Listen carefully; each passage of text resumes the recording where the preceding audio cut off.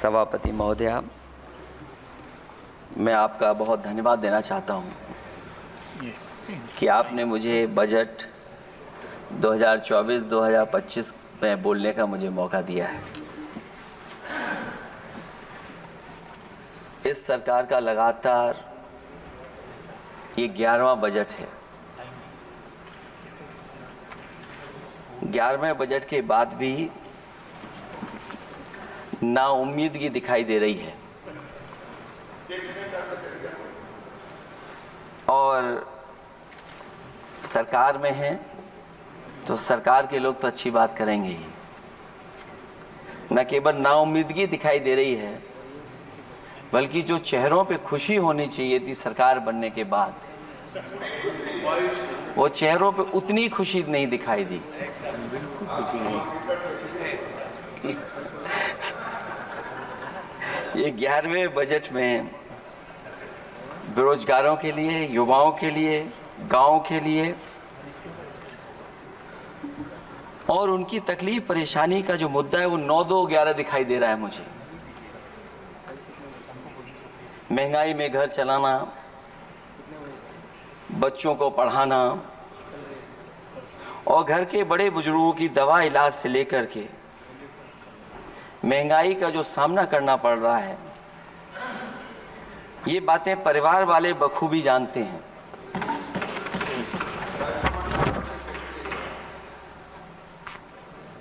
मैं जब सत्ता पक्ष के लोगों के जो आंकड़े देखता हूं और सुनता हूं, अगर इतना सब कुछ 10 साल में अच्छा हुआ है तो आप हंगर इंडेक्स में कहां खड़े हैं? अगर 10 साल बाद भी यही बात सत्ता पक्ष की तरफ से आएगी कि हम कहां खड़े हैं। आपने बड़ा सपना दिखाया make in India. Uttar Pradesh जैसे बड़े स्टेट से सबसे ज्यादा लोकसभा के सांसद चुने जाते हैं। हमें कोई बहुत बड़ा प्रोजेक्ट नहीं मिला, कोई बड़ा प्रोजेक्ट नहीं मिला। प्रधानमंत्री जी मिले हमें। और अगर कोई सभापति महोदय का कोई बड़ा प्रोजेक्ट मिला हो 10 साल में, कोई आईआईएम मिला हो, कोई आईआईटी मिली हो और जो ट्रिपल आईटी किसी समय पर उत्तर प्रदेश को मिली थी, क्या उसमें क्या सहयोग सरकार की तरफ से हुआ है? न केवल ये संस्थाएं बल्कि गवर्नमेंट जो एजुकेशन की इंस्टीट्यूशंस हैं वो सेंट्रल की तरफ से कौन सी नई आ गई? मेडिकल के क्षेत्र में कोई बड़ा संस्था आई हो? जो 2 एम्स आए हैं, मुझे याद है कि रायबरेली का एम्स भी समाजवादी सरकार में जमीन दी गई, उसके परिणाम है कि वह एम्स बन गया। गोरखपुर में भी जो एम्स आया, समाजवादी सरकार थी, जमीन दी गई, तब एम्स आया। और जो एम्स आ भी गए हैं अगर वहां 2, क्या उनमें पर्याप्त इलाज मिल पा रहा है? केवल यही नहीं, मेक इन इंडिया सपना तो ये दिखाया गया था कि अगर प्राइवेटाइजेशन हो जाएगा तो नौकरियां मिल जाएंगी। कुछ हद तक तो बहुत सी चीजें प्राइवेटाइज हो गईं, लेकिन नौकरियां कम होती चली गईं। और जो सबसे बड़ा सवाल है, जो पीड़ित परिवार के लोगों को जो हक और सम्मान मिलता है, क्या ये सरकार वो दे पा रही है? टैक्स कलेक्शन में सपना दिखा रहे हैं कि हम यहां पहुंच गए हैं। आखिरकार एक्सपोर्ट क्यों कम होता चला जा रहा है? और हम जो ट्रेड डेफिसिट है उसको कैसे खत्म करेंगे?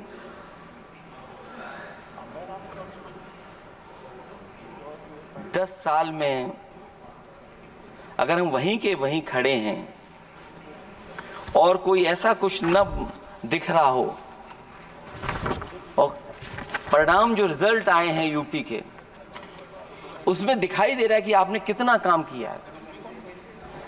सभापति महोदय, अगर ये सब कुछ अच्छा किया होता तो क्या परिणाम ऐसे आए होते? जहां हारे ही नहीं हैं आप, सीटें ही कम नहीं हुई हैं। देश के प्रधानमंत्री जी भी वोट से हारे हैं, वोट से हारे हैं। जो कभी 5 लाख तक जीतना था जिन्हें, या 10 का टारगेट बनाया था, कितने से जीते? तो कम से कम इन चीजों को तो देखें। मैं जब सुनता हूं सत्तापक्ष लोगों को तो मुझे वो लाइनें याद आ जाती कि वो झूठ बोल रहा था, बड़े सलीके से मैं एतवार न करता तो और क्या करता।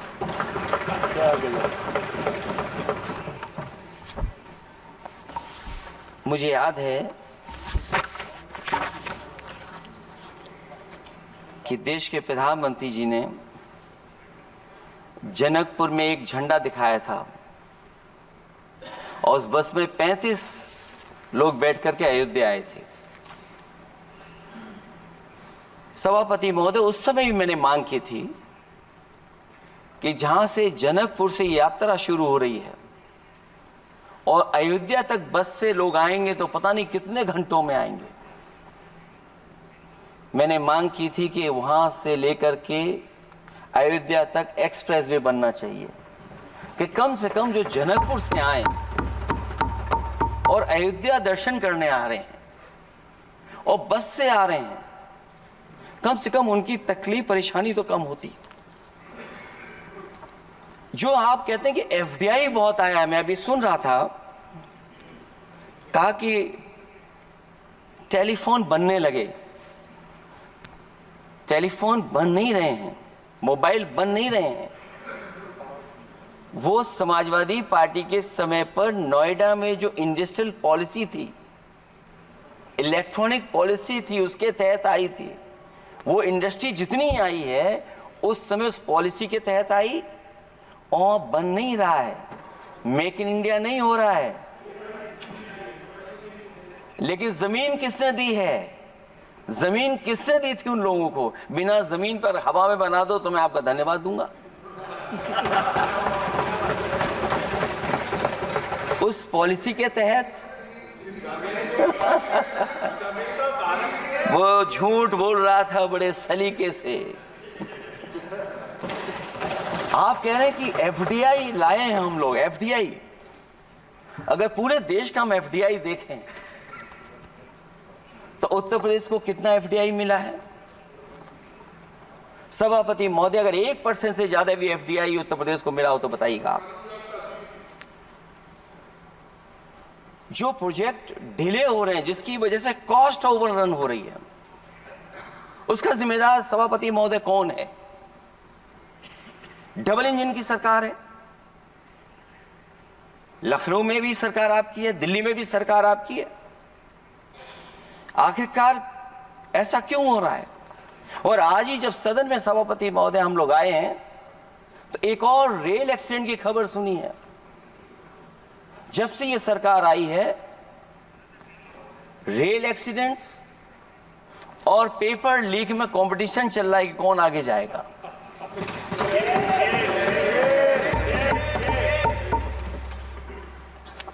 मैं तो अखबारों में पढ़ता था सभापति महोदय कि तोड़ फोड़ करके ये सरकार बनाते हैं। अभी एक सदस्य पिछली बार वो तोड़ फोड़ कर करके शायरी भी बनाने लगे हैं। जो प्रोजेक्ट और जिस प्रोजेक्ट के लिए प्रधानमंत्री जी एयरफोर्स का सबसे बड़ा हवाई जहाज हरकुलिस विमान लेकर के आए थे और वो सड़क पर उतरे थे, वो एक्सप्रेस वे पर उतरे थे। मैं समझता हूं सभापति महोदया, यहां जितने माननीय सदस्य हैं सबने देखा होगा और सबने निर्देश के अनुसार उस पर ट्वीट भी किया होगा। वो जो एक्सप्रेस वे अगर किसी ने बनाया था सभापति महोदय, जो डिजाइन, टेक्नोलॉजी का पार्ट, अलाइनमेंट, वो समाजवादियों की देन थी, वो आपकी देन नहीं थी। ये बात मैं इसलिए कह रहा हूं सभापति महोदया, क्योंकि इस बजट में सरकार चलाने के लिए आपने पैकेज दिया है। हमें कोई नाराजगी नहीं है पैकेज देने की, आप पैकेज और दीजिए। लेकिन अगर आप बक्सर से भागलपुर एक्सप्रेसवे बना रहे हैं तो आप उत्तर प्रदेश के पूर्वांचल एक्सप्रेसवे को क्यों नहीं जोड़ रहे हैं? और मैं तो कहूंगा आपसे कि केवल अगर आप 25 किलोमीटर जोड़ देंगे, जहां पूर्वांचल एक्सप्रेसवे रुक गया था, केवल 25 किलोमीटर आप जोड़ देंगे तो दूसरे काम को अपना जो बनाते हैं, आप ये कह पाएंगे कि दिल्ली से लेकर के आपने भागलपुर तक एक्सप्रेसवे दिया है। हाँ जी, वो अभी से नहीं, बहुत पहले से बन रहा है। बहुत पहले से बन रहा है। मैं ये नहीं कहना चाहता कि क्या दिया आपने, मैं ये कहता हूं कि अगर आप बक्सर से भागलपुर एक्सप्रेसवे दे रहे हैं केवल बिहार के लोगों को खुश करने के लिए, मैं उससे सहमत हूं कि आप बिहार की तरक्की के लिए एक्सप्रेसवे दें, लेकिन जो पखनपुरा जो आखिरी गांव है जहां पर छूट गया है, वहां से आप क्यों नहीं जोड़ रहे हैं? और हमारे स्टेट के लिए आप कोई नया एक्सप्रेसवे क्यों नहीं दे रहे हैं? आप हमारे लिए क्यों नहीं दे रहे हैं एक नया एक्सप्रेसवे? आप दिल्ली के बजट से दे रहे हैं, आप यूपी अपने बजट से बना रहा है। आप बताइए कोई यूपी को आपने एक्सप्रेसवे दिया हो? कोई एक्सप्रेसवे नहीं दिया। और मैं तो कहूंगा, और याद दिलाइएगा अपनी सरकार को, एक बुंदेलखंड एक्सप्रेसवे बना था, अभी बताएंगे आपको उसका भी। सभापति महोदय, एक बुंदेलखंड एक्सप्रेसवे दिया सरकार ने, उत्तर प्रदेश सरकार ने, वो दिल्ली के बजट का नहीं है। मैं मांग कर रहा हूं कि दिल्ली के बजट से कोई एक्सप्रेसवे मिलना चाहिए। जो बुंदेलखंड एक्सप्रेसवे दिया, प्रधानमंत्री जी उद्घाटन कर करके वापस लौटे। अब रिपेयर का पैसा कौन देगा? वो आज भी रिपेयर मांग रहा है। सभापति महोदय, कोई कल्पना कर सकता है कि नया एक्सप्रेसवे बना हो जिसका प्रधानमंत्री जी ने उद्घाटन किया हो, वो आज रिपेयर मांग रहा हो? और वो एक्सप्रेसवे 6 लेन नहीं है, वो 4 लेन है। मैं इसमें भी सुझाव देना चाहता हूं, ये जो बुंदेलखंड वाला एक्सप्रेसवे है, ये अभी 15,000 करोड़ से ज्यादा का बना है स्टेट गवर्नमेंट का। इसको मुनाफा नहीं हो रहा, टोल कलेक्शन नहीं है बहुत ज्यादा। इसको सतना से जोड़ दिया जाए और बुंदेलखंड जहां से शुरू हो रहा है हमारे डिस्ट्रिक्ट इटावा से कम उसको हरिद्वार तक ले जाना चाहिए। अगर हरिद्वार से लेकर के सतना लोग चले जाएंगे तो शायद बुंदेलखंड के लोगों को भी लाभ होगा। और सबसे बड़ी बात है सभापति महोदय, दिल्ली और लखनऊ मिलकर के उन एक्सप्रेसवे की सेफ्टी से और उसकी डिजाइन से खिलवाड़ कर रहे हैं। जो इंडियन रोड कांग्रेस कहती है, जो डॉक्यूमेंट कहता है, वो ये कहता है कि मीडियन सड़क का 12 मीटर से लेकर के 14 मीटर होना चाहिए। आप जाकर के देख के आइए, जो पूर्वांचल वाला बना है उसका मीडियन कितना है? क्या भविष्य में आपने चलने वालों की सेफ्टी के साथ खिलवाड़ की है कि नहीं की है? ये आपको विचार करना पड़ेगा। जिस समय लद्दाख और चीन को लेकर के सवाल उठा था सभापति महोदय, उस समय पॉलिटिकल पार्टी से सुझाव मांगे गए थे और सुझाव ये मांगे गए थे कि आप क्या सुझाव देना चाहते हैं। तो उस समय जो सुझाव समाजवादी पार्टी ने दिया था, वो सुझाव ये था कि लिपू लेक से लेकर के आपके ग्वालियर तक 6 लेन हाईवे बनना चाहिए। कभी जरूरत पड़ने पर सीमाओं पर हमारी फौज का आना जाना जल्दी हो जाए।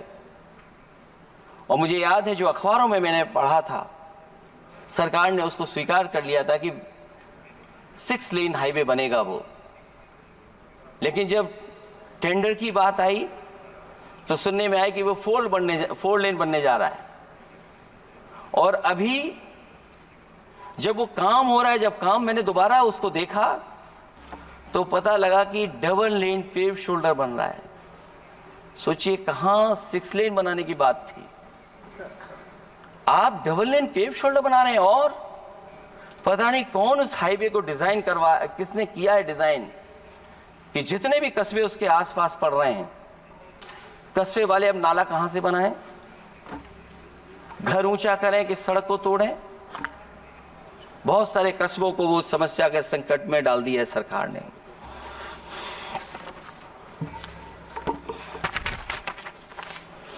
जो सरकार मंचों से ये कहती थी कि हम किसानों की आय दोगुनी कर देंगे,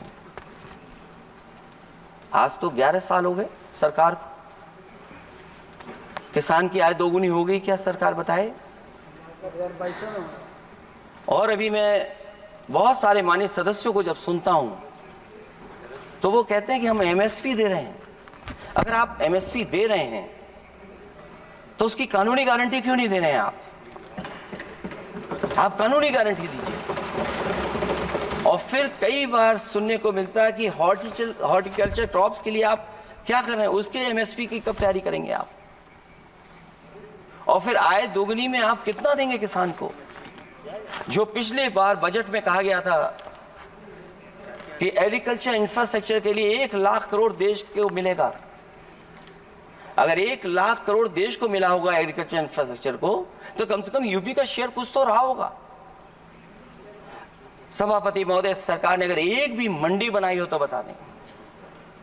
हाँ, ये अलग बात है कि अगर आप कोई चीज सुधारने के लिए कोई परिवर्तन कर रहे हैं, स्टोरेज के लिए किसी को पहले ही बता दे रहे हैं, वो बात अलग है। लेकिन किसान कहां जाएगा जहां उसको रेट मिलेगी? और फिर ये इस बजट में कहा जा रहा है कि हम 109 high yielding and climate resilient varieties लाएंगे। तो सभापति महोदय, हम अपने माननीय मंत्री से कहेंगे कि वो ग्लोबल वार्मिंग के लिए जो आप काम पिछले कितने वर्षों से कर रहे हैं, क्या हुआ उस ग्लोबल वार्मिंग का? COP21 में भी आप हुआ है, G20 में भी आपने आश्वासन दिया, और कुछ नहीं किया। तो आपको क्या लाना पड़ रहा है? 109 high yielding and climate resilient varieties. आप मुझे बताओ किसान पर कब तक पहुंचाओगे आप? और उसको पहुंचाने के लिए आपके पास क्या इंतजाम है? और फिर दूसरे पैराग्राफ में फिर बदल जाते हैं आप। अभी आप बात कर रहे हैं रेजिलेंट वैरायटीज की, और फिर आप कह रहे हैं कि हम नेचुरल फार्मिंग को बढ़ावा देंगे। सभापति महोदय, इस सरकार बताए कि रेजिलेंट क्रॉप सीड्स कब तक पहुंचा देंगे, उससे लाभ किसानों को कैसे मिलेगा? और फिर नेचुरल फार्मिंग जो अभी भी कर रहा है किसान कई जगह पर, उसके लिए क्या अलग से पैकेज है आपके पास बजट में? आपने तो केवल सभापति महोदय एक चीज सीखी है पार्ले जी बिस्किट से, महंगाई और मुनाफा। इस सरकार ने 10 साल में डीएपी की बोरी को, खाद की बोरी को छोटा कर दिया। इससे और ज्यादा छोटा मत करना आप। और आपने डीएपी, जब किसान डीएपी लेने गया तो सरकार ने कहा कि बिना नैनो यूरिया के आप नहीं मिलेगा आपको। मैं सरकार से जानना चाहता हूं कि नैनो यूरिया से क्या लाभ पहुंचा है किसानों को, ये बताइए। नैनो यूरिया से क्या लाभ पहुंचा है सरकार बताए।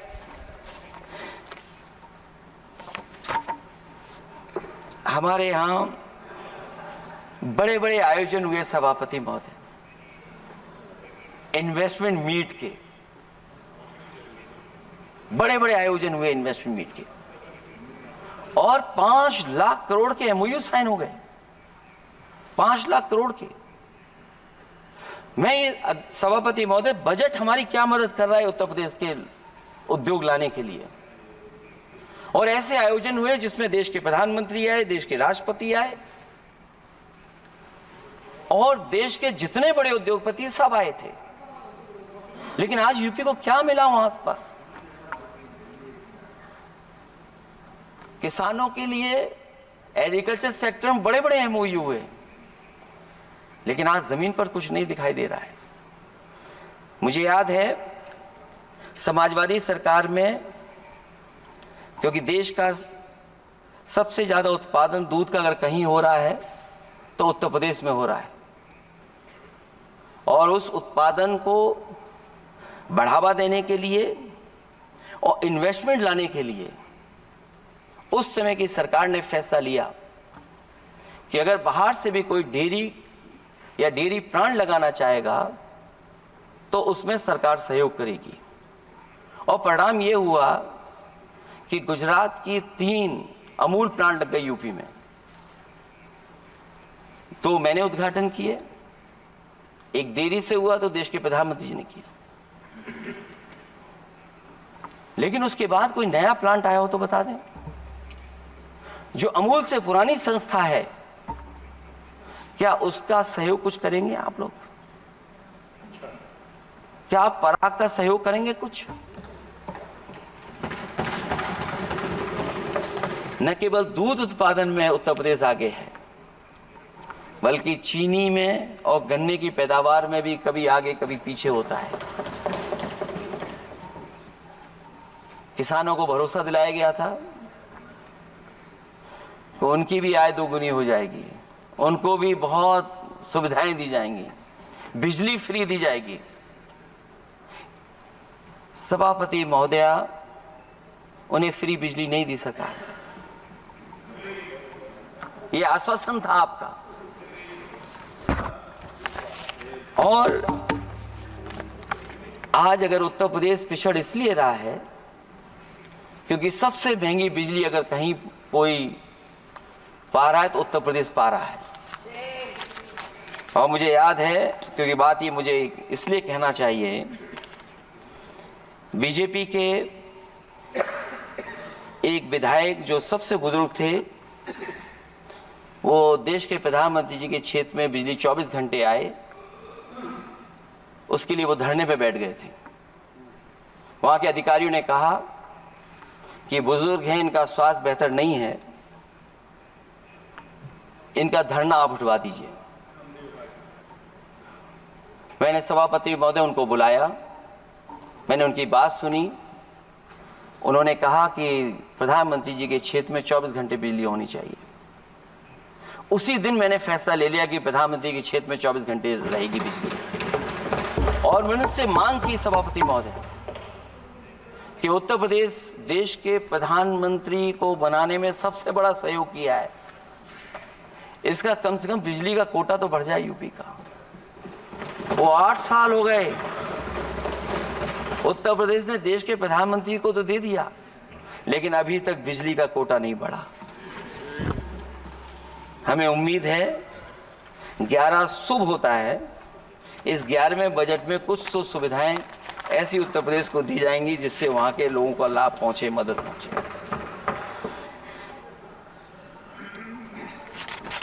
जहां किसान आत्महत्या कर रहा है, और पिछले 10 साल में सरकार जानती होगी कि कितने किसानों ने आत्महत्या की है, लाखों लाख किसान आत्महत्या कर चुके हैं।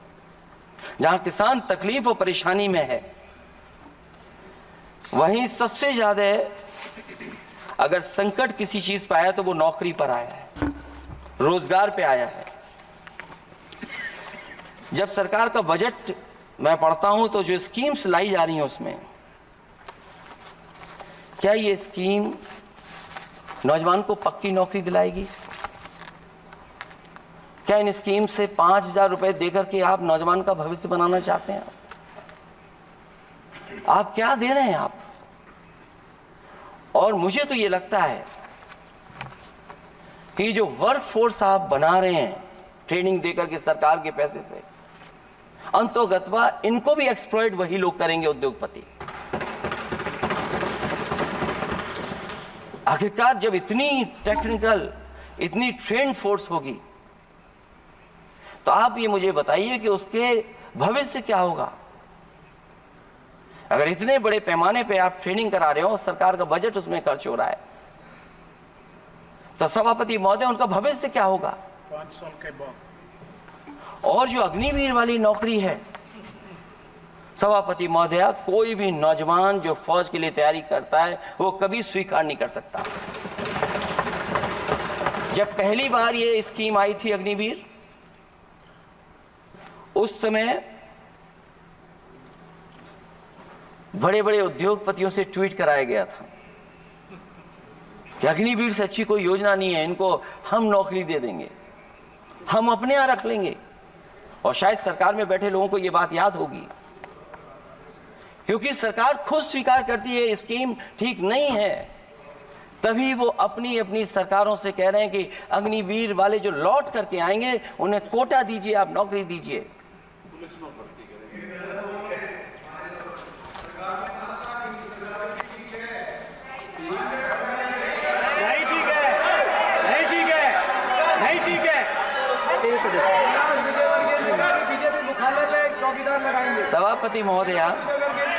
सभापति महोदय, मैं बैठ जाता हूं, आप खड़े होकर के कह दीजिए अग्निवीर व्यवस्था अच्छी है। मैं इस सभा में खड़े होकर कहता हूं, उस राज्य से आता हूं, हिमाचल प्रदेश से, जिसने पहला परमवीर चक्र विजेता मेजर सोमनाथ शर्मा दिए। कारगिल के युद्ध में सबसे ज्यादा शहीद होने वाले हिमाचल प्रदेश के वीर नौजवान थे। 4 परमवीर चक्र विजेता हुए, उसमें से 2 कैप्टन विक्रम बत्रा और सूबेदार संजय कुमार हिमाचल प्रदेश से हुए। और मैं कहता हूं, जी हां, जो लंबे समय से मांग थी 1 रैंक 1 पेंशन की किसी सरकार ने पूरी नहीं की, वो नरेंद्र मोदी जी की सरकार ने यहां पर पूरी की है। और मैं एक बात और कहता हूं, अखिलेश यादव जी सुन ले, अग्निवीर में 100% एम्प्लॉयमेंट की गारंटी है और रहेगी। माननीय सदस्य साहब अपनी बात। सभापति महोदया, जो मैंने बहुत छोटा सवाल पूछा था, मैं दूसरी बात कहता हूं। अगर ये जो बात आप कह रहे हो, तो आपको जरूरत क्यों पड़ रही कि आपको उत्तर प्रदेश में और प्रदेशों में कोटा देना पड़ रहा है 10%? सभापति महोदय, सभापति महोदय, सभापति महोदय, बैठिए। सभापति महोदय, जहां तक परमवीर, रुक जाइए,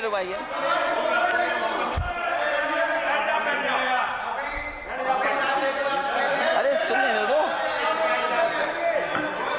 माननीय सदस्य आप अपनी सभापति महोदय, सभापति महोदय, चैल जानते हैं आप कहाँ हैं?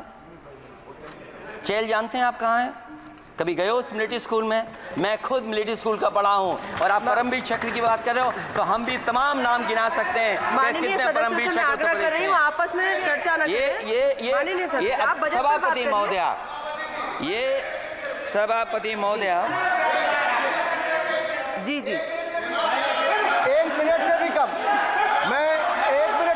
मैं आपके सामने कहना चाहता हूं, ये तो केवल मिलिट्री स्कूल गए हैं। मैं आज भी टेरिटोरियल आर्मी के 124 रेजिमेंट में कैप्टन के रैंक पे अपनी सेवाएं दे रहा हूं। अखिलेश जी, केवल ज्ञान मत बांटिए। राहुल गांधी जी के साथ बैठकर अब वहां बुलाने का झूठ बोलने की आपको आदत पड़ गई। प्लीज बैठिए, प्लीज।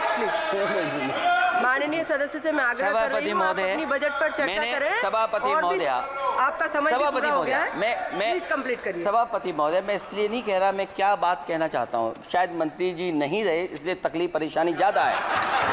और आप, अरे हमारा दर्द नहीं समझोगे, हम आपका दर्द चेहरे से पढ़ते हैं। अच्छा, दर्द मैं बताता हूँ, माननीय सदस्यों से मैं आग्रह कर रही हूँ, सभापति महोदय, दर्द मैं बताता हूँ। बजट पर चर्चा करिए, प्लीज बजट पर सभापति जी, दर्द मैं बताता हूँ। देखिए, दर्द बात पहुंचेगी कि नहीं पहुंचेगी। सभापति महोदय, उत्तर प्रदेश से जब से हारे हैं तब से कोई नमस्कार नहीं कर रहा है। तकलीफ वो है आपको। कंप्लीट करिए। वो वीडियो हमने देखा है कि कोई किसी को नमस्कार नहीं कर रहा है, कोई किसी को देख नहीं रहा है। चलिए, धन्यवाद माननीय। और जो अपने आप को बहुत ताकतवर कहते थे, आप अपने आप को, जिसने हराया उसको नहीं ये हटा पा रहे हैं। अब बात समझ में नहीं आई ना? माननीय जिसने हराया उसको नहीं हटा पा रहे। और अगर सभापति महोदय, अग्निवीर व्यवस्था समाजवादी लोग स्वीकार ही नहीं कर सकते। आप बजट पर पूरी अपनी बात रखिए। सभापति महोदय, अग्निवीर स्वीकार नहीं कर सकते। आप अपनी जब भी हम सत्ता में आएंगे, साल 2 साल, ये चलने वाली सरकार नहीं है, गिरने वाली सरकार है, याद रखना आप। माननीय सदस्य, और देखिए, आप क्यों नहीं समझ रहे हो? साइकिल हमारा चुनाव चिन्ह है, साइकिल ही आपको सरकार चलवा रही है। जिस दिन साइकिल हट गई, आप कहां बैठे मिलोगे? और दूसरे हमारे साथी हैं जो हमें लेकर के यहां लाए थे। माननीय हम यहाँ सदस्य से मैं छूट गए, आग्रह वो कर रही चले हूँ, गए वहाँ। कंप्लीट करिए। सभापति Please, महोदय, please, मैं complete करिए, please complete। दो तीन बातें कहता हूँ यूपी को बिल्कुल। लेकर के मैं मांग करता जी, हूँ। complete करिए आप। सभापति महोदय, चंबल एक्सप्रेस वे बनना चाहिए, क्योंकि देश का सबसे बड़ा एक्सप्रेस वे जो 1 लाख करोड़ का बना है वो दिल्ली मुंबई से है, और यूपी को क्यों नहीं जोड़ रहे हैं आप? गंगा को लेकर के सब चिंतित हैं, गंगा की सफाई अभी नहीं हुई है। जो बजट गया पता नहीं कहां चला गया, किसी को नहीं पता। जैसे पानी बहा वैसे ही बजट भी चला गया।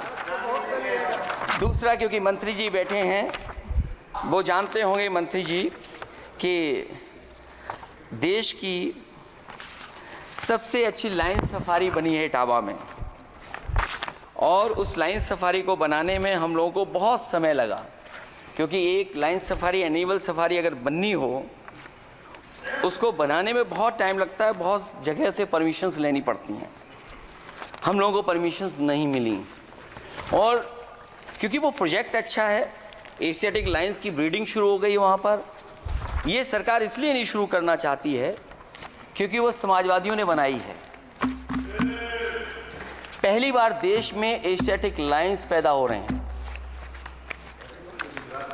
नहीं, वहाँ पर इटावा में पहली बार हो रहे हैं, और वो इसलिए नहीं शुरू कर रहे हैं। और वो शेर मैं बता दूं आपको, शेर आया था कि कोई और आया था, वो कहानी मैं नहीं पढ़ूंगा यहाँ पर, फिर मैं बोल दूंगा तो फिर कहोगे कि क्या बोल दिया मैंने, इसलिए मत बुलवाइए तो ही अच्छा है। कि कुछ तो धन्यवाद माननीय सदस्य, धन्यवाद। कुछ मत बुलवाइए मुझसे। सभापति महोदय, मैं ये कहना चाहता हूँ कि लाइन सफारी, एनिमल सफारी उस क्षेत्र की, यूपी की प्राइड है वो, कि पहली बार ब्रीडिंग सेंटर एशियाटिक वहाँ पर बन गया है। दिल्ली की सरकार और यूपी की सरकार मिलकर के उसको शुरू नहीं होने दे रही है। मुझे उम्मीद है कि उसको शुरू करवा देंगे आप। और आखिरी में मैं कहता हूँ, चलते चलते आप 2 लाइनें कहता हूँ। बुनियाद को नकार कर जो इमारतें उठाएंगे, हम भी देखते हैं वो किस मंजिल तक जाएंगे। धन्यवाद।